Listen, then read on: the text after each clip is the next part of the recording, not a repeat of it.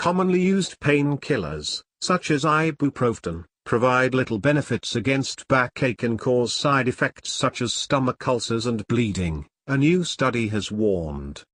Researchers at the George Institute for Global Health in Australia found only 1 in 6 patients treated with the pills, also known as non-steroidal anti-inflammatory drugs, NSAID, achieve any significant reduction in pain.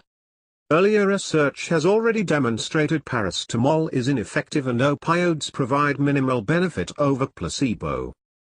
The study highlights an urgent need to develop new therapies to treat back pain, which affects 80% of Australians during their lifetime, said Manuela Ferrer, Associate Professor at the George Institute for Global Health.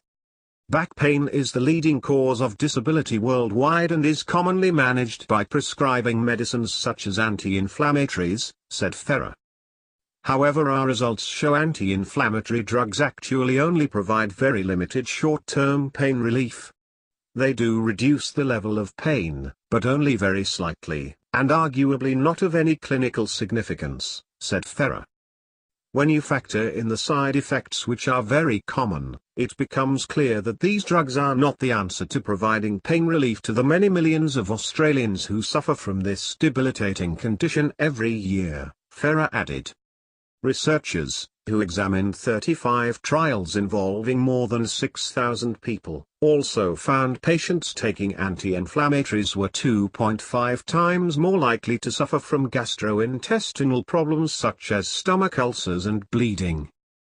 Millions of Australians are taking drugs that not only do not work very well, they are causing harm.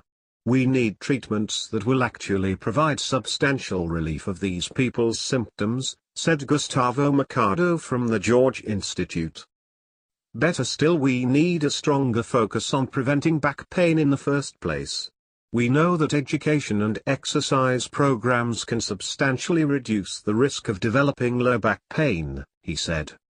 Most clinical guidelines currently recommend NSAIDs as the second-line analgesics after paracetamol, with opioids coming at third choice. The study was published in the journal Annals of the Rheumatic Diseases,